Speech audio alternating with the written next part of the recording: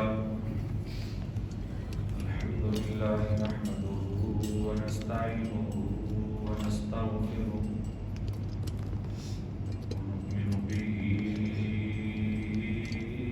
ونتوكل عليه ونعوذ بالله من شرور أنفسنا ومن سيئات أعمالنا من يهده الله فلا مضل له ومن يضلله فلا هادي له ونشهد أن لا إله إلا الله وحده لا شريك له ونشهد أن محمدا عبده ورسوله اللهم صل على محمد وعلى آل محمد كما صليت على إبراهيم وعلى آل إبراهيم إنك حميد مجيد اللهم بارك على محمد وعلى آل محمد كما باركت على إبراهيم وعلى آل إبراهيم إنك حميد مجيد رب اشرح لي صدري ويسر لي أمري واحلل عقدة من لساني يفقهوا قولي رب زدني علما رب زدني فهما قال الله تبارك وتعالى في شأن حبيبي إن الله وملائكته يصلون على النبي يا أيها الذين آمنوا صلوا عليه وسلموا تسليما قال الله تبارك وتعالى في القرآن المجيد يا أيها الذين آمنوا اتقوا الله حق تقاته ولا تموتن إلا وأنتم مسلمون قال الله تبارك وتعالى في مقام آخر يا أيها الناس اتقوا ربكم الذي خلقكم من نفس واحدة وخلق منها زوجها وبث منهما رجالا كثيرا ونساء واتقوا الله الذي تساءلون به والأرحام إن الله كان عليكم رقيبا قال الله تبارك وتعالى في مقام آخر يا أيها الذين آمنوا اتقوا الله وقولوا قولا سديدا يصلح لكم أعمالكم ويغفر لكم ذنوبكم ومن يطع الله ورسوله فقد فاز فوزا عظيما أما بعد فإن خير الحديث كتاب الله وخير الهدي هدي محمد صلى الله عليه وسلم وشر الأمور محدثاتها وكل محدثة بدعة وكل بدعة ضلالة وكل ضلالة في النار أما بعد فأعوذ بالله من الشيطان الرجيم بسم الله الرحمن الرحيم واذكر في الكتاب إبراهيم إن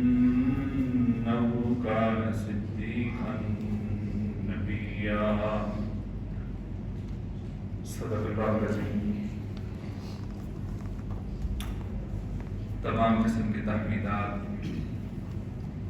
تمجیدات، تکبیرات، تقدیسات اور تحلیلات اللہ رب الجلال والاکرام کے لیے بے شمار لا تعداد انگنت بے حد و حساب درود و سلام سرور کائنات امام الانبیاء احمد مجتبی حضرت محمد الرسول اللہ صلی اللہ علیہ وسلم کی ذات مقدسہ مطہرہ پر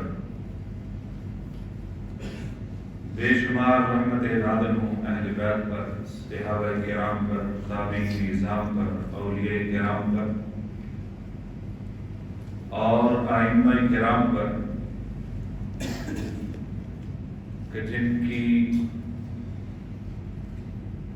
تمام تر قربانیوں کے بعد یہ دین مصدقہ ہمارے تک پہنچا ہے۔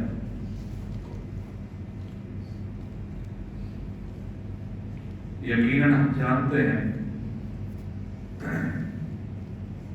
یہ ایام بڑے اہم ہیں، ہر مسلمان کے جذبات، احساسات اور اس کی سوچ کے پیچھے یہ ابراہیمی جذبہ ضرور موجود ہوتا ہے۔ اسی حوالے سے میری آج کی گفتگو ہے کہ ابراہیمی پیغام کیا ہے۔ دعا ہے اللہ کریم قرآن و سنت کی روشنی میں کچھ کہنے کی توفیق عطا فرمائے اور ہم سب کو سن کر سمجھ کر عمل کی بھی توفیق عطا فرمائے۔ اور جب بھی آپ قرآن و سنت کی بات سننے کے لیے بیٹھے ہوں تو یہ جذبہ ضرور ہونا چاہیے کہ آج کی گفتگو میں کہنے والا جیسا بھی ہو کہ آج کی گفتگو میں نے کوئی نہ کوئی ایسی بات ضرور سیکھ کے جانی ہے اور اس کو اپنی زندگی میں عملاً ایڈ کر دینا ہے۔ تو یقین مانے آپ کی وہ چند منٹ کی مجلس انشاءاللہ العزیز اللہ باعث نجات بنا دے گا۔ جب ہم اپنی خالی ذہن سے بیٹھتے ہیں کہ چلیں جی سن لیتے ہیں تو پھر وہ نہیں ہے۔ یہ جذبہ ضرور رکھنا چاہیے کہ ہم نے آج کون سی ایسی بات سیکھنی ہے، اس پر توجہ رہنی چاہیے۔ اور جس جگہ میں کھڑا ہوں یقیناً میرے لیے یہاں بات کرنا تھوڑا مشکل ہے۔ ہمارے بزرگ ہیں حضرت قاری عبد الرحمن آزاد حافظہ اللہ تعالی، بہرحال ان کا حکم تھا، اللہ نے آپ کی زیارت کا موقع دیا ہے، دعا ہے اللہ کریم حاضری بھی قبول فرمائے اور جو بیان ہو اس کو بھی قبول فرمائے۔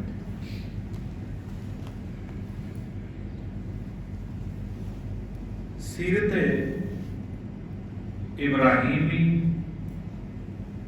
یہ واحد انبیاء میں سے ایک پیغمبر ہیں کہ اللہ رب العزت نے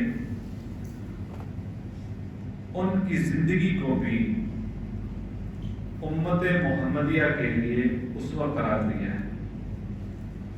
جبکہ پچھلی ساری شریعتیں ان کے احکامات سٹاپ ہو چکے ہیں، ان کی جگہ پہ سارے احکامات محمدی ہیں صلی اللہ علیہ وسلم۔ لیکن سورہ ممتحنہ کے اندر اللہ رب العزت نے خاص طور پر ارشاد فرمایا ہے قد کانت لکم اسوۃ حسنۃ فی ابراہیم، کہ ان کی زندگی کو بھی ہمارے لیے اسوہ قرار دیا ہے۔ یقینی بات ہے، عمومی طور پر ہماری ایک سوچ ہے، اور اس سوچ کو سامنے رکھ کر ہم اگلی بات پہ غور کرنا بھی چھوڑ دیتے ہیں۔ وہ یہ ہے کہ حضرت ابراہیم علیہ السلام اللہ کے جلیل القدر پیغمبر ہیں، اور انہوں نے اپنی زندگی جیسی بھی گزاری ہے وہ ما فوق الفطرت ہو کر گزاری ہے، اور وہ کام ہم نہیں کر سکتے جیسے کام انہوں نے سر انجام دیے ہیں۔ مثال کے طور پر وہ بادشاہ سے ٹکر لے گئے تھے اکیلے، ہم میں سے کون جرأت کرے گا؟ انہوں نے بت گرا دیے تھے اکیلے تنہا، ہم میں سے کون کر سکتا ہے؟ انہوں نے اپنے نوزائیدہ بچے کو اور اہلیہ کو جنگل بیابان میں چھوڑ دیا، ہم میں سے کون کر سکتا ہے؟ انہوں نے اپنے بیٹے کے گلے پر چھری چلا دی، ہم میں سے کون کر سکتا ہے؟ انہوں نے آگ میں چھلانگ لگانا منظور کر لیا، ہم میں سے کون کر سکتا ہے؟ جائیداد، منصب، جلالت، قیادت، حکومت، یہ سب کچھ چھوڑ دیا، ہم میں سے کون کر سکتا ہے؟ حضرت ابراہیم علیہ السلام کے والد یہ نمرود کے 7 بڑے معتمد اشخاص میں سے ان کے والد تھے، اور حکومت اس پر ڈیپینڈ کرتی تھی، اعتماد کرتی تھی، اور اہم فیصلوں میں فیصلہ مانا جاتا تھا۔ ظاہر ہے جانشین حضرت ابراہیم علیہ السلام ہیں، ان کو نمرود کی حکومت میں کچھ مل سکتا تھا، بطور وزیر ان کو ساری سہولیات میسر آ سکتی تھی، گھر میں ان کو بڑے عہدے ملے ہیں، وہ سارے عہدے اویل کر سکتے تھے، ان کو وہ قبول کر سکتے تھے، کسی عہدے کو قبول نہیں کیا، ٹکر لی۔ یعنی یہ ساری وہ چیزیں ہیں کہ ہم یہ سوچ کر پیچھے ہٹ جاتے ہیں حضرت ابراہیم علیہ السلام کے پاس خاص صلاحیتیں تھیں، اللہ کے وہ خاص برگزیدہ بندے تھے، اس میں کوئی شک نہیں ہے، لیکن ان کی جو زندگی گزارنے کے جتنے بھی ایسے لمحات آئے ہیں ہم ویسا نہیں کر سکتے۔ ہم یہ سوچ کر تھوڑا پیچھے ہٹ جاتے ہیں، واہ تو کر لیتے ہیں کہ واہ سبحان اللہ کیا کیا، لیکن عملاً آگے نہیں بڑھتے۔ میں جو چند گزارشات کرنا چاہتا ہوں وہ ان کی اس زندگی سے ہٹ کر عام زندگی کا تذکرہ کرنا چاہتا ہوں، جس کو ہم تو کر سکتے ہیں نا، جس میں ہمارا کوئی بہانہ نہیں چل سکتا۔ عام زندگی میں ان کا کردار کیا تھا، ان کا پیغام کیا تھا۔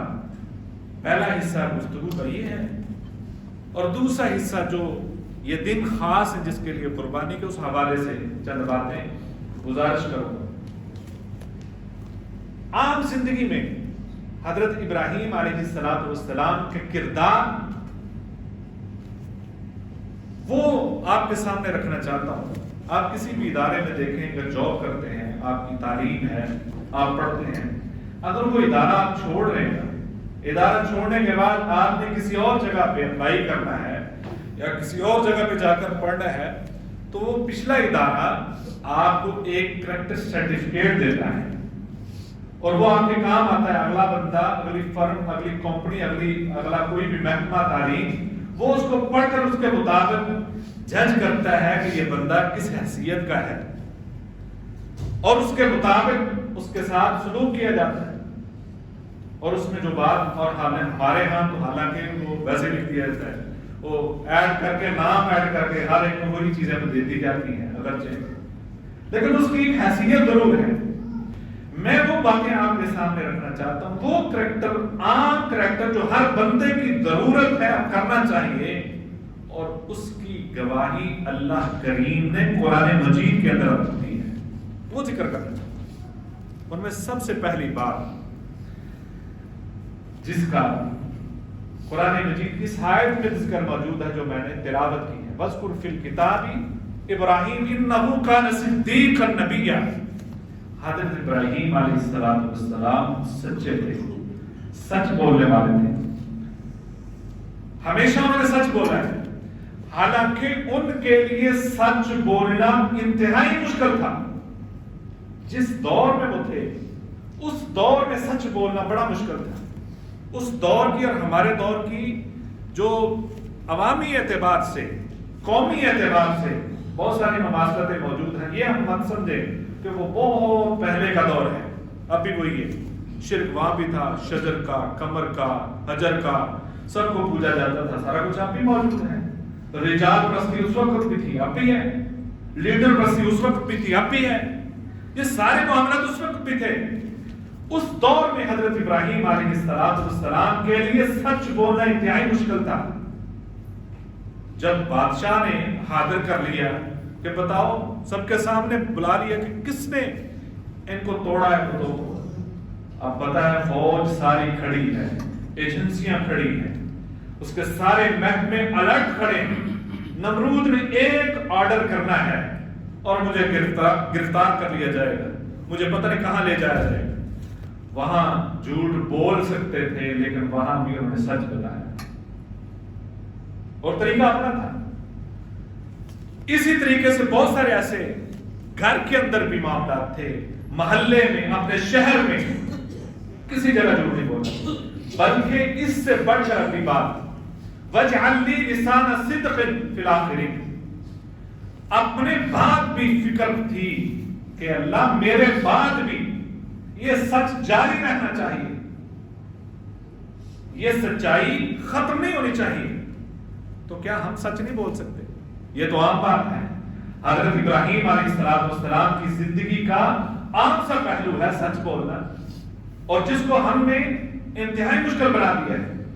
اس کو سمجھنے کے لیے صرف ایک دن کی ٹریننگ کر کے دیکھیں۔ آپ نے چلے آج تو آدھا دن گزر گیا ہے، کل سے آپ نے ٹرائی کرنے کے صبح سے لے کر میں نے رات سونے تک کوئی جھوٹ نہیں بولنا، پھر آپ کو پتہ چلے گا میں تو دن میں کتنے جھوٹ بولتا تھا۔ اس لیے کہ ہم یوز ٹو اتنا ہیں، عادی اتنا ہو چکے ہیں، ہمیں پتہ ہی نہیں چل رہا کہ جھوٹ کتنے بول رہے ہیں۔ فون سنتے ہوئے کتنے جھوٹ بول جاتے ہیں، ایک فون سن رہے ہیں اس کے اندر کتنے جھوٹ ہیں۔ اس نے آپ سے پوچھا آپ کہاں ہیں، آپ سچ نہیں بتائیں گے، آپ بہت ساری باتیں ایسے کر جائیں گے۔ اب پھر دیکھیے گا، آپ کو اندازہ ہوگا کہ ہم ایک دن کے اندر کتنا جھوٹ بولتے ہیں۔ اور آپ کو پتہ ہے حدیث میں آتا ہے، نبی صلی اللہ علیہ وسلم نے فرمایا جو جھوٹ بولتا ہے اور اس کی تلاش میں رہتا ہے کوئی موقع ضائع نہیں جانے دیتا، اللہ کے ہاں وہ جھوٹا لکھ دیا جاتا ہے۔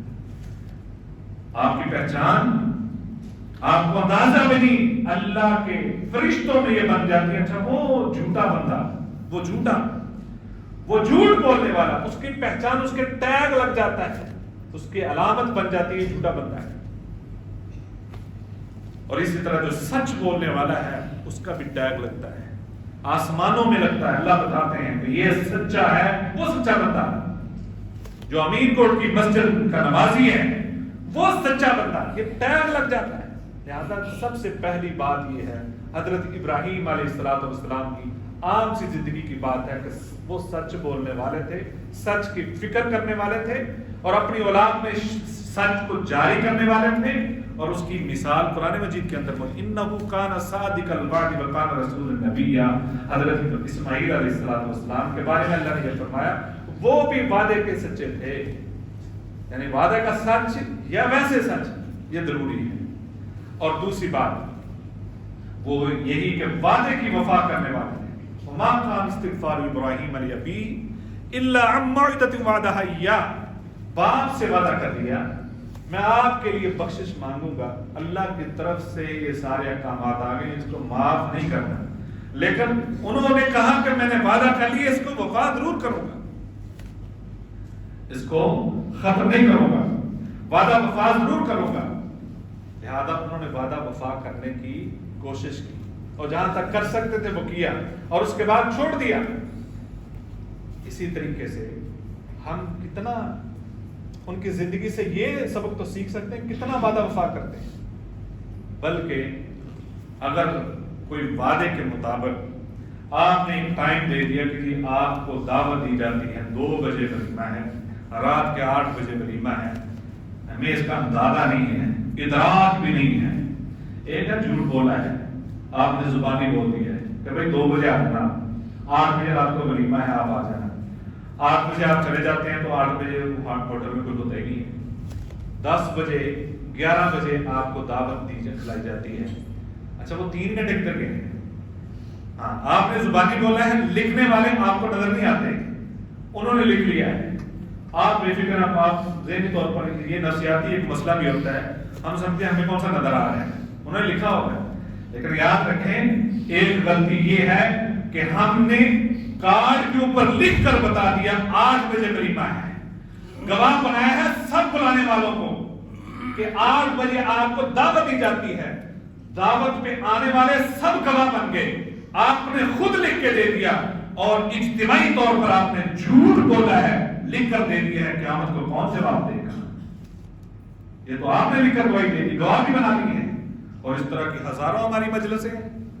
اور ہاں اگر کوئی وقت پہ پہنچ جاتا ہے، ہمارا معاشرہ اس قدر خرابی کی طرف جاتا ہے، اگر کوئی پہلے 8 بجے آ گیا تو پہلی بات تو یہ ہے کہ گھر والا کوئی میزبان آپ کو نظر نہیں آئے گا، اگر کوئی اکا دکا کہ وہ بیچارہ جو گھر میں زیادہ کام کاج کر کے لائق نہیں تو وہ پہلے آ بھی گیا تو کہتے تو ہم تجھے ملے سی تجھے پہلے آ کے بیٹھے، وہ خود شرمندہ ہو جاتا ہے۔ یہ ہمارے ماحول کا فرق ہے، تو یہ کام نہیں کر سکتے۔ حضرت ابراہیم علیہ السلام کی زندگی کا سادہ سا اصول ہے کہ آپ وعدے کی پاسداری کریں، یہ اہم ہے۔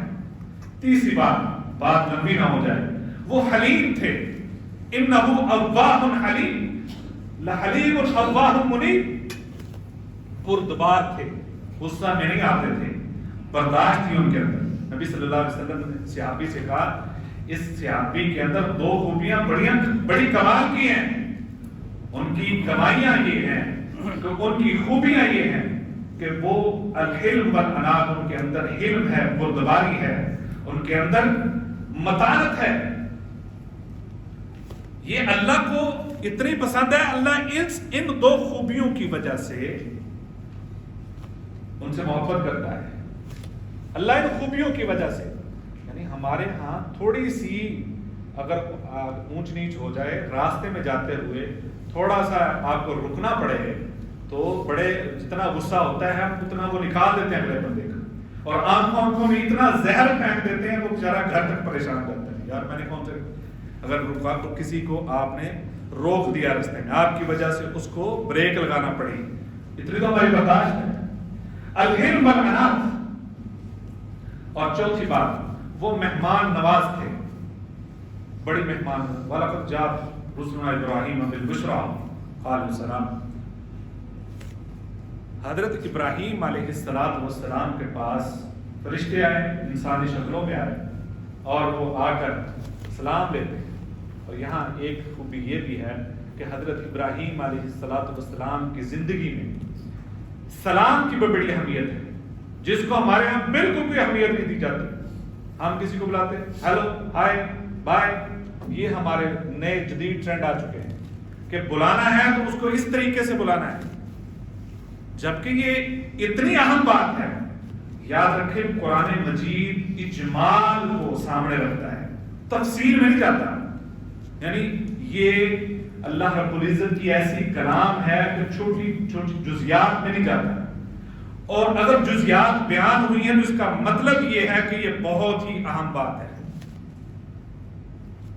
وہ کیسے کہ حضرت ابراہیم علیہ السلام کو جب باپ نے گھر سے نکالا، اب تھوڑا سا تصور میں جائیں کہ باپ دروازے کے گیٹ پہ کھڑا ہے اور وہ اپنے بیٹے سے چل نکل باہر، چلو باہر، اور وہ بیٹا وہ ہے کہ جو غصے میں اس قدر جلالت میں بیٹے کو نکال، کس وجہ سے کہ اللہ کی توحید کی طرف بلانے والے نکال دیا۔ اب بتائیں جب وہ باہر کھڑے ہوں گے تو کتنے غصے میں، وہ منظر کیسا عجیب سا ہوگا۔ اب ہمارے معاشرے جیسا کوئی بندہ ہوتا، کوئی پتر ہوتا، وہ کہتا چل ٹھیک ہے، 4-5 گالیاں نکالتے تو نکل جاتا باہر سے باپ کو۔ اب حضرت ابراہیم علیہ السلام کو دھکے دے کر باپ نے شاید باہر نکال دیا ہے، لیکن حضرت ابراہیم علیہ السلام باہر کھڑے ہیں، کوئی ایسا لفظ نہیں بولا، یہ بولا قال السلام سأستغفر لك ربی انه کان بی حفیظا، آپ کو سلام آپ نے نکال دیا، لیکن اس کے باوجود میں آپ کے لیے اللہ سے ریکویسٹ ضرور کروں گا، درخواست کروں گا اللہ آپ کو معاف کر دے۔ یہ ہے وہ کہ اللہ نے اس سلام کرنے کے انداز کو، ان الفاظ کو بھی قرآن کا حصہ بنایا، اس لیے کہ سلام کی اہمیت موجود ہے۔ بیان کرنے والی بات تو یہ تھی کہ حضرت ابراہیم علیہ السلام کو نکال دیا اور باپ نے کہا میں رجم کر دوں گا، میں وہ پتھر ماروں گا، قرآن کا اصلاح جمن نہ کہا جو بھی ملیا، وہ بات اصل تھی، لیکن اس جزیات میں سے ایک جز بیان کیا ہے کہ انہوں نے سلام کہا۔ اور اسی طریقے سے یہاں بھی فرشتے آتے ہیں، انہوں نے آ کر سلام قال سلام فما لبث ان جاء بعجل حنیذ، انہوں نے سلام کیا، سلام کا جواب دیا ہے۔ تو ہمارے ہاں بھی اس طرح، اور آج کل اگر ہم کسی کو راستے میں جاتے ہیں اسلام کہہ کے دیکھ لیجیے، آپ کہنا السلام علیکم ورحمۃ اللہ وبرکاتہ، وہ بندہ کھڑا ہو جائے، بھائی تو جانتا نا اسلام کیا پہلے دکھا نا، وہ پہلے اس طریقے سے وہ پوچھے گا کہ آپ نے اسلام کیوں کہا ہے؟ اس لیے کہ ہمارے ہاں ماحول نہیں رہا ہے، جبکہ صحابہ کرام رضوان اللہ علیہم اجمعین آتے جاتے ہر ایک کو سلام کہتے تھے۔ تو یہ چھوٹی سی بات ہے، اس پر ہم عمل کر سکتے ہیں، اس کو بڑے اچھے طریقے، یہ پیار محبت اور معاشرے کو بہتر کرنے والی ایک چھوٹی سی بات ہے۔ اسی طریقے سے مہمان نوازتے، مہمان آ کر بیٹھ گئے، ان کو نہیں پتا۔ اب حضرت ابراہیم علیہ السلام کو پتا ہے کہ انبیاء، اس انسانیت میں سب سے بہترین جماعت انبیاء کی ہے، انبیاء میں سے بھی سب سے بہترین وہ جن کا تذکرہ قرآن مجید کے اندر موجود ہے، ان میں سے سب سے بہترین 5 پیغمبر اولو العزم ہیں، ان میں سے سب سے بہترین 2 پیغمبر حضرت ابراہیم علیہ السلام، حضرت محمد الرسول اللہ صلی اللہ علیہ وسلم ہیں، اور ان دونوں میں سے بھی سیدنا محمد الرسول اللہ صلی اللہ علیہ وسلم افضل ترین ہیں۔ اتنا اہم مرتبہ ہے، اتنے جلیل قدر پیغمبر ہیں، ان کے پاس فرشتے آتے ہیں انسانی شکل میں، آ کر سلام کہتے ہیں، ان کو نہیں پتا یہ فرشتے ہیں، ان کو یہ نہیں پتا یہ فرشتے ہیں، اور وہ اپنے گھر کو کہہ دیتے ہیں کہ آپ فوراً کچھ کھانے کے لیے لے کر آئیں، اور بچہ تیار کر کے آ بھی گیا۔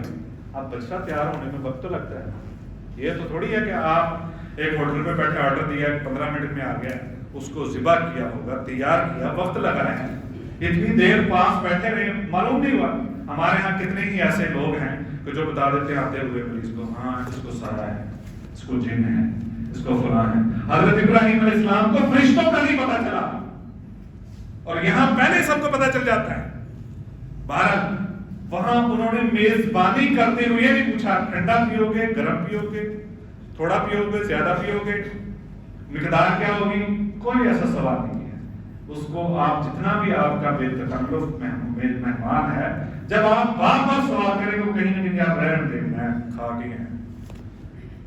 حضرت جب آپ کا مہمان ہے تو اس کو آپ میزبانی کا حق اس طرح ادا کریں کہ اس کو پوچھے نہیں، پیش کر دیں جو بھی ہے، اور یاد رکھیں اس سے برکت ہوتی ہے۔ رزق کے ذمہ دار آپ نہیں ہیں، رزق کا ذمہ دار اللہ ہے، کیونکہ آپ دیکھتے ہیں کہ جب مہمان آتا ہے برکت آتی ہے، لیکن اس کو آپ برکت نہیں سمجھتے، اس لیے کہ ہم سمجھتے پیسے تو میرے لگے، برکت کتوں آئی؟ وہ جب مہمان آئے گا تو جو گھر میں روٹین میں کھانا کھاتا ہے اتنا نہیں کھائے گا، کچھ تو زیادہ کرے گا نا، تو لہذا مہمان سارا نہیں کھاتا، وہ روٹین سے زیادہ نعمتیں اس دن گھر والوں کو بھی میسر آتی ہیں، تو یہی برکت ہے، وہ عام حالت میں نہیں کھاتا۔ لہٰذا مہمان آنے سے برکت آتی ہے، لیکن ہم سمجھتے پیسے میرے لگے، برکت نہیں ہے، بھائی دینے والے ذات اللہ کی ہے۔ تو یہ عام سی بات ہے، حضرت ابراہیم علیہ السلام کی زندگی سے ہم یہ بھی سیکھ سکتے ہیں۔ اسی طریقے سے حضرت ابراہیم علیہ السلام کے بارے میں اللہ نے فرمایا شاکرا لانعمه اجتباه وهداه الى صراط مستقیم، وہ بڑے شکر گزار تھے، بڑے شکر گزار کہ 80-90 سال کی عمر میں اللہ نے بیٹا عطا فرمایا، تو اس وقت سب سے پہلے لفظ کیا بولا، الحمدللہ الذی وهب لي على الكبر اسماعیل و اسحاق، تمام تعریفیں اللہ کے لیے۔ اور اللہ نے بھی دوسری جگہ شاکرا لانعمه، وہ نعمتوں کے بہت زیادہ شکر ادا کرنے والے تھے۔ ہم تو نعمتوں کے عادی بن چکے ہیں، اچانک کسی کی نظر بند ہو جائے اس سے پوچھیں کیا احساس ہے۔ میں نے ایک جگہ پڑھا، ایک عورت ہے 42 سال سے وہ سو نہیں سکی، اس کی آنکھیں بند نہیں ہوتی، کیوں؟ یہ جو آنکھوں کے درمیان ایک روشن سا ہے نا، جس سے ہم اس کو جھپکتے ہیں آنکھ، یہ وائپر اللہ نے لگائے ہیں، جو اس کا جو روشن ہے وہ اس کا پیدا نہیں ہوتا ہے، ڈاکٹروں نے سارا زور لگا لیا ہے، ہم تو پوری دنیا مل کر آنکھ کے اندر پیدا ہونے والا یہ روشن نہیں بنا سکتے، تو ہم اللہ کی نعمتوں کا شکریہ ادا کیوں نہیں کرتے؟ ایک چھوٹی سی آپ کی انگلی میں چھلک لگ جائے تو ہمارے لیے اتنی مشکل ہوتی ہے، اس وقت چین نہیں آتا جب تک نکال نہ لے۔ تو آپ تندرست ہیں، کوئی ایسی رکاوٹ نہیں، تو اس وقت اللہ کا شکریہ ادا کرتے رہنا چاہیے۔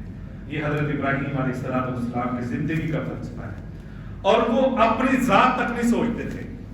ربنا اغفر لی ولوالدی وللمؤمنین یوم یقوم الحساب، وہ دعا مانگتے تھے، سب کے لیے مانگتے تھے، بخشش بھی مانگتے تو سب کے لیے مانگتے تھے۔ یعنی یہ حضرت ابراہیم علیہ السلام کی زندگی کا فلسفہ، ان کی زندگی کا فلسفہ یہ ہے، حالات سے سمجھوتا نہیں کرنا۔ اگر آپ حق پر ہیں، ڈٹ جائیں، حالات جیسے بھی ہیں۔ انہوں نے حالات سے سمجھوتا نہیں کیا۔ لات دیگر کیوں ہیں، بہت خراب ہے، گھر سے نکال دیا گیا، وطن سے نکال دیا گیا، وہ ہر پلان پہ عمل کرتے ہیں، اے پلان ہے، بی پلان ہے، سی پلان ہے۔ ہم تو ایک دفعہ کوشش کرتے ہیں میرے کو نہیں ہونا ہے، میں نہیں کر سکتا، یہ بندے ٹھیک نہیں ہو سکتے، یہ محلہ ٹھیک نہیں ہو سکتے، یہ جماعت ٹھیک نہیں ہو سکتی، یہ بندہ نماز نہیں پڑھ سکتا۔ ہم ہاتھ جو ہے نا وہ کھڑے کر دیتے ہیں، بھائی یہ میرے بس کی بات نہیں۔ حضرت ابراہیم علیہ السلام ایک پلان پہ آتے، دوسرے پہ سب سے پہلے سمجھانے تحقیق کا انداز بتایا۔ وہ قوم نجوم پرست تھی، قمر پرست تھی، سورج پرست تھی، اسی انداز میں ہے، چلو آؤ بھائی فلما جنّا علیہ اللیل راۃ ہوگا، ان کو اسی انداز میں بڑے چمکدار، آؤ دیکھو ذرا یہی معبود ہو سکتے ہیں۔ ان سب کو توجہ دلاتی، اور جب وہ غروب ہو گیا، ان کا جو غروب ہو جائے وہ رب نہیں ہو سکتا۔ یہ پہلا پلان تھا ان کو سمجھانے کا کہ جس وقت وہ غروب ہے اس وقت کسی کو ضرورت ہے تو کس کے پاس جائے گا۔ ان کو اس انداز میں سمجھایا جو غروب ہو جائے وہ علاج ہو سکتا ہے۔ چلیں آج یہ ہو گیا، دوسرے دن چاند بڑا چمکدار ہے، اسی انداز میں سمجھایا، وہ بھی غروب ہو گیا، نہیں یہ نہیں ہو سکتا۔ سورج بڑا چمکدار ہے، یہ ہو سکتا ہے۔ سب کو تیار کیا، ذہن بنایا، جب غروب ہو گیا پھر بتایا یہ نہیں ہو سکتا، پھر کہا انی وجہت وجہی للذی فطر السماوات والارض، اس اللہ کی طرف توجہ کر لو جس نے سب کو پیدا کیا ہے۔ یہ تھا ایک پلان۔ دوسرا پلان، وہ ان کے بتوں کو توڑ دیا، توڑ کر ایک کلاڑا، آپ کو پتا ہے بہت واقعہ آپ نے سنا ہے۔ ان کو سمجھانے کا سٹائل تھا جن کو آپ سب کچھ سمجھتے ہیں۔ آج کے دور میں اگر ہم دیکھیں تو اس بت سے زیادہ تو ہمارے کیمرے زیادہ سمجھدار تھے، اور اس بت کو پوچھنے انہوں نے کہا، پوچھا کہ اس بت نے کس نے کر دیا توڑے ہزارے، اس کو کیا سمانوں کی سوالات روسیم، انہوں نے سر نیچے کر لیا، نہیں یہ کچھ نہیں بتا سکتے۔ وہ بت کچھ نہیں بتا سکا، کوئی ریکارڈنگ نہیں اس کے پاس، کوئی گواہی نہیں اس کے پاس، اس انداز میں سمجھایا۔ پھر تیسرا پلان، یہ بھی اس پہ بھی بس نہیں کی، وہ وہاں بلا لیا گیا نمرود کے دربار میں۔ آپ کو پتا وہ مناظرہ بھی کیسا تھا۔ نمرود نے کہا یہ میں الہ ہوں، میں سارا کچھ کرتا ہوں، زندہ مردوں کو سارے کام میں کرتا ہوں۔ حضرت ابراہیم علیہ السلام نے کہا یہ خبتی بندہ ہے، اس کو سمجھانے کا اسٹائل ٹھیک نہیں ہے، اس کی اسی زبان میں سمجھایا۔ اگر ایسی بات ہے تو پھر آپ ایسا کرو، سورج مشرق سے نکلتا ہے، مغرب میں غروب ہوتا ہے، تو مغرب سے نکال کے دکھاؤ۔ یہ تم نے ایک فضول سی بات کر دی ہے کہ جس کو سزائے موت کی اس کو بچا لیا ہے، عام بندے کو پکڑ کے تم نے قتل کر دیا ہے۔ وہ اس پہ بحث کر سکتے تھے، نہیں کی، سارے دربار کو سمجھا دیا یہ بے بس ہے، فبہت الذی کفر، سب کو بتا دیا۔ لہٰذا حالات سے سمجھوتا نہیں کرنا چاہیے، یہ عام سی بات ہے۔ حالات خراب ہے، کوشش کرتے رہنا چاہیے، آپ کی کوشش اللہ قبول کرتے ہیں، انجام اور زخم نہیں دیتے اللہ۔ اور اسی طریقے سے جب اللہ رب العزت کے ہاں حضرت ابراہیم علیہ السلام نے اس انداز سے زندگی گزاری، یہ وہ پہلو ہیں حضرت ابراہیم علیہ السلام کے چند آپ کے سامنے رکھیں جو ہم کر سکتے ہیں، جس میں ہمارا کوئی بہانہ نہیں چل سکتا۔ یہ آگ میں بھی اخلاق بنانا بہت اوکھا کام ہے، میں نہیں کر سکتا، یہ کام نہیں آپ سے کہا۔ یہ اخلاقی چیزیں یہ تو ہم کر سکتے ہیں نا، اگر یہ کریں گے تو حضرت ابراہیم علیہ السلام کی سیرت کا پیغام ہم نے سمجھ لیا ہے، جس کے بارے میں ہمیں بتایا گیا ہے، ان کی سیرت کیا ہے، ان کی تو زندگی دیکھیں، سنت جو ہوتی ہے نا وہ مردوں کی ہوتی ہے، کیونکہ پیغمبر سارے مرد آئے ہیں.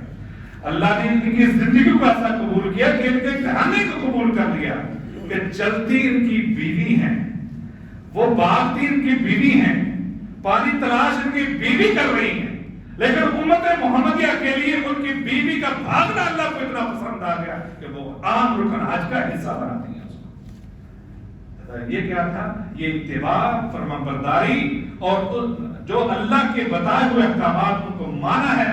تو اللہ رب العزت نے پھر ما فوق الفطرت ہی کام کیے. کیا؟ کہ وہ مقام ابراہیم ہے، پتھر، اس پہ نشان موجود ہیں. پتھر پہ کے اوپر بھی پاؤں کے نشان پڑتے ہیں بھائی. نرم ہو گیا، وہ ساتھ ساتھ اوپر جاتا ہے، گو کا کام دیتا ہے. حضرت ابراہیم علیہ السلام کے لیے آگ کو معتدل کر دیا گیا، سلامتی والا بنا دیا گیا. حضرت ابراہیم علیہ السلام کی بیوی کے لیے بادشاہ کا ہاتھ شل ہو جاتا ہے، ہاتھ نہیں بڑھا سکا. حضرت ابراہیم علیہ السلام کی اولاد کے لیے زمزم جاری کر دیا گیا. یہ ایسی چیزیں حضرت ابراہیم علیہ السلام کے لیے کہ جنہوں نے اپنی ہر چیز کو اللہ کے راستے میں قربان کر دیا، حتیٰ کہ بیٹے کو بھی قربان کر دیا. اپنی طرح سے انہوں نے قربان کر دیا تھا. وہ تو جب آنکھیں کھلی تب پتہ چلا نہیں کچھ اور قربان ہو گیا ہے. اللہ نے قبول بیٹا ہی کیا ہے، اور اللہ نے پھر بیٹے کو چھری سے بچایا. یہ ما فوق الفطرت چیزیں. اب آتے ہیں ہم دوسرے پہلو کی طرف کہ قربانی حضرت ابراہیم علیہ السلام نے جو قربانی کی ہے اس کا فلسفہ کیا ہے. یہ ہم قربانی کرتے ہیں تو اس کے اثرات کیا ہونے چاہیے. ہم قربانی کر لی، بکرا لائے، گائے لائے، اونٹ ذبح کیا اور کھایا پیا فارغ. یہ ہے. میں چند باتیں آپ کے سامنے رکھنا چاہتا ہوں چند منٹ کے اندر.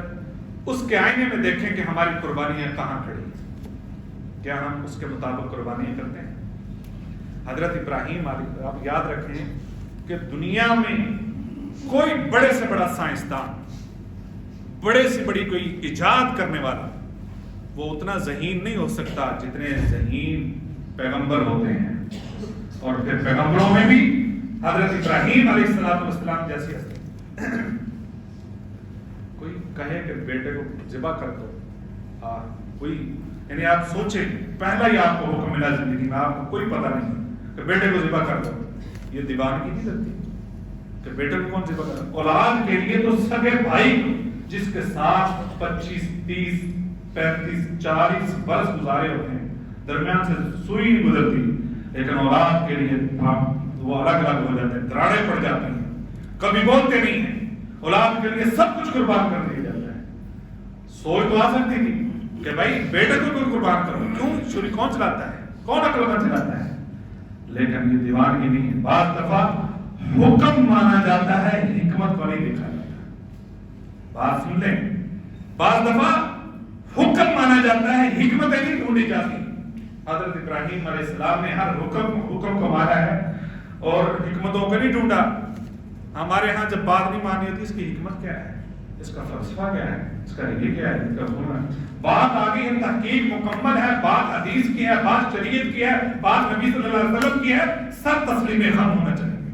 بس اس کے علاوہ کچھ نہیں.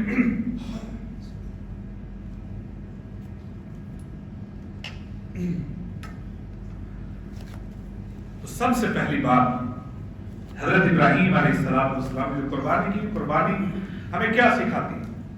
وہ یہ ہے لَن يَنَالَ اللَّهَ لُحُومُهَا وَلَا دِمَاؤُهَا وَلَكِنْ يَنَالُهُ التَّقْوَىٰ مِنكُمْ. قربانی تقویٰ سکھاتی ہے، اللہ کا ڈر، اللہ کا خوف. یاد رکھیں قربانی اس چیز کا نام ہے، آپ بہترین کوئی جانور لے کر آئیں، اس کے اندر کوئی عیب نہیں ہونا چاہیے، وہ ساری شرائط لا کر آپ ذبح کرتے ہیں، یہ قربانی ہو گئی. یہاں تک آپ کی قربانی ہے. اس سے اگلا جو کام ہے ہم نے اس کو اصل سمجھ لیا ہے. وہ اگلی ایک حکمت ہے کہ اس کو کرنا کیا ہے، تقسیم کیا کرنی ہے، کس کو دینا ہے، کس نے کھانا ہے، کس نے نہیں کھانا، کتنا رکھنا، کتنا تقسیم کرنا ہے. یہ تو آپ کے فائدے کے لیے کام ہے. جب اس سے پہلے قربانی ہوتی تھی یہ تقسیم نہیں تھی، ایک جگہ پر رکھ دیا جاتا تھا، وہ قبول کر لیا جاتا، جلا دیا جاتا ہے کوئی بھی وہ سلسلے موجود تھے. اب تو یہ امت محمدیہ کے لیے ایک اضافی اللہ نے اعزاز دیا ہے اور ہمیں فائدہ دیا ہے کہ اس کو کھاؤ بھی، موجے اڑاؤ، آپ کا فائدہ بھی ہے۔ اللہ کو کوئی چیز نہیں پہنچتی، اللہ کو صرف اور صرف آپ کے دلوں کی کیفیت پہنچتی ہے، ان کے اندر تقویٰ بڑا ہے، خوف میں اضافہ ہوا کہ نہیں، اللہ کے معاملے میں آپ ڈرتے ہیں کہ نہیں، عبادات کے اندر، معاملات کے اندر آپ کے اندر خوف پیدا ہوا ہے کہ نہیں۔ اگر کوئی فرق نہیں پڑا تو قربانی کا کوئی فائدہ نہیں، اگر کوئی تبدیلی نہیں ہے پہلے سے، قربانی کرنے سے پہلے اور بعد میں، تو کوئی فائدہ نہیں۔ حالانکہ یہ پہلے وقتوں میں ایسا ہوتا تھا کہ کوئی بھی کوئی گفٹ لے کر آتا تھا بادشاہ کے پاس، تو ایک بڑے تخت میں، وہ تخت جو ہوتا ہے وہ بڑا سا تھال ہوتا ہے، اس کے اندر وہ اپنا گفٹ کرتا تھا، وہ فروٹ ہو سکتا ہے یا کوئی بھی چیز اس کو پسند ہوتی، وہ عوام میں سے بندہ آتا، اس پہ رکھتا، اس کے اوپر کوئی چیز ہوتی، وہ بادشاہ کو پیش کرتا، بادشاہ اس سے وہ کپڑا ہٹا کر اگر تو اس کو وہ چیز پسند آ جاتی تو اس کے اوپر وہ اپنا ہاتھ رکھتا تھا۔ ہاتھ رکھنے کا مطلب یہ تھا کہ اس بندے کا تحفہ بادشاہ نے قبول کر لیا ہے، پھر اس کے اوپر کپڑا رکھ کے اس کو واپس کر دیا جاتا ہے، وہ چیز بھی اس کی، سارا کچھ اس کا، اس کو اضافی طور پہ انعامات دیے جاتے تھے بادشاہ کی طرف سے کہ اس کا تحفہ قبول ہوا ہے، اس میں سے بادشاہ کو لیتا نہیں تھا چیز۔ یہ قربانی اللہ کی طرف سے ہمیں ایک ایسا تحفہ دیا ہے کہ اللہ کو نہ خون پہنچتا ہے، نہ کھالیں پہنچتی ہیں، نہ ہڈیاں پہنچتی ہیں، نہ خون، کوئی چیز نہیں پہنچتی، اللہ کو پہنچتا ہے تمہارے دلوں کا حال پہنچتا ہے، دلوں کی کیفیت پہنچتی ہے، تقویٰ پہنچتا ہے تمہارے اندر۔ وہ اللہ نے تھرمامیٹر لگا رکھا ہے کہ اس کے اندر آپ کا پارا کہاں تک پہنچا ہے، اس کا لیول کیا ہے، وہ دیکھتا ہے۔ وہ اللہ نے تو قبولیت کرنی ہے، اللہ نے تو قبول کرنا ہے، تمہارے دلوں کی کیفیت دیکھ کر ہر چیز تمہاری ہے، موجیں اڑائیں۔ اور ہے تو ہمارے لیے سب کچھ کیا ہے، صرف یہ ہے کہ ہم نے ریاکاری سے بچنا ہے، کسی کو دکھانے کے لیے نہیں ہے۔ اگر اس کے اندر فرق ہے تو ہماری قربانی قبول ہے۔ دوسری بات، اخلاص نیت، قل ان صلاتی و نسکی ومحیای و مماتی للہ رب العالمین، یہ میری نماز، میری قربانی، میری عبادت، میری ساری چیزیں، یہ ساری اللہ کے لیے ہیں، عبادات ساری اللہ کے لیے ہیں، کوئی دوسرا، لا شریک لہ وبذلک امرت وانا من المسلمین، کوئی چیز نہیں ہے کسی اور کے لیے۔ اخلاص یہ لازمی ہے، اور قربانی کے اندر ہمارے ہاں جو سلسلہ چل پڑا ہے اس کے اندر اخلاص بالکل ختم ہو جاتا ہے۔ پرسوں کی بات ہے، ایک مجھے فون میسج آیا کہ ایک بچہ صرف اس لیے قربانی کرنا چاہ رہا ہے کہ اس کے فلاں رشتہ دار نے پچھلے سال جو بکرا لیا تھا نا، اس بکرے نے اس کے بکرے کو ٹوٹ مارا تھا، لہذا اب میں نے ایسا بکرا لینا ہے جو ان کے بکرے کو ٹوٹ مارے، بس یہ میری قربانی ہے۔ آپ بتائیں، ایک اس طرح کی سوچ، اور یہ بھی ہے کہ جو جتنی بڑی قربانی کا، اچھا یار یہ بڑا کھاتا پیتا ہے، اس نے اونٹ کر دیا، اس نے گائے کر دی، بڑی اچھی گائے کی ہے، اس نے بکرا بڑا بکرا کر دیا ہے، یہ کھاتا پیتا ہے۔ اگر کسی سال نہیں ہوا، اس سال کہتا ہے اچھا رشتہ دار تھا نے قربانی نہیں کی، بار بار پوچھیں گے، بھائی اس کے حالات ایسے نہیں کر سکے تو آپ اس کو زج کیوں کرتے ہیں؟ اگر آپ لے آئیں فون اٹھا لیے کر، خواتین اٹھا کے بیٹھ جائیں گے، اسی تو بکرا لے آتا، دوسری لے آتا کہ نہیں لے آتا، بار بار اس کو بتائیں گے آپ نے بکرا خرید لیا ہے تو دوسروں کا کیا قصور ہے، ان کو صرف اس بتانے کے لیے بھئی ہم نے تو خرید لیا ہے۔ یا یہ مسئلہ ہے کہ ہمارے محلے میں بچے باہر نکلتے ہیں تو سب کی قربانی پر بچے کیا بار بار مجبور کرتے ہیں، اب بچوں کی ضد ہی اس لیے لے کر آیا ہوں، کوئی بچوں کی تربیت نہیں ہے، کچھ اس کی ہسٹری نہیں بتائی جاتی، یہ قربانی کا مقصد کیا ہے، ان کو بتائیں بیٹا اگر یہ قربانی اصل طریقے سے ہوتی تو آج آپ نہ ادھر ہوتے۔ یہ حضرت ابراہیم علیہ السلام کی سنت ہے، انہوں نے اپنے بیٹے کے گلے پر چھری چلائی تھی، یہ ساری ہسٹری بتائیں، اس کے جذبات بتائیں، اس کی پوری تاریخ بتائیں، اور بچوں کو اس کے لیے گائیڈ کریں، اللہ کی رضا کے لیے ہونی چاہیے۔ صرف اس لیے اسٹیٹس لگا دیا، تصویریں لگا دی، لوگوں کو بتا دیا میں اتنے کی لے کر آیا ہوں، بھائی آپ نے کتنے کے لیے ہے، یہ ڈسکس کرنے کی ضرورت نہیں ہے۔ اور دوسری بات یہ بھی بڑی اہم ضمن آ گئی تو ذکر کر دوں کہ قربانی ہم کرتے ہیں تو پورے محلے پر احسان ہوتا ہے، وہ درمیان میں لا کر باندھ دیتے ہیں، کوئی رستہ سب کا بند ہے۔ قربانی آپ نے کی، قصور ان کا کیا ہے محلے والا، کوئی ایسی جگہ ڈھونڈیں، کوشش کریں سائڈ پہ ہو، رستہ بند نہ ہو، رستے روک دینا یہ شریعت نے منع کیا ہے، اور ہم یہ اس لیے درمیان میں باندھتے، سب کو پتا تو چلے ذرا 2 دن دیکھیں ذرا نہیں، یہ ہر چیز کا خیال رکھیں. قربانی کر لی، اس کے بعد وہ سارے محلے میں بدبو پھیل گئی، آپ گوشت گھر لے گئے، باقی سارا کچھ بات چھوڑ دیا ہے، کوئی ذمہ دار نہیں ہے، کوئی فائدہ نہیں ہے. بہرحال دوسری بات اخلاص نیت ہے کہ آپ کی نیت کا لیول کہاں پہ پہنچا ہے. لوگوں کو دکھلانے کے لیے کیا ہے تو یہ شرک اصغر ہے اور یہ بیڑا غلط کر دیتا ہے. نبی صلی اللہ علیہ وسلم نے فرمایا دکھاوا شرک اصغر ہے، اس سے بچو. لہذا اخلاص ہونا چاہیے جو بھی ہم کام کر رہے ہیں. اگر اخلاص کا لیول بڑھ گیا تو قربانی ہماری قبول ہے.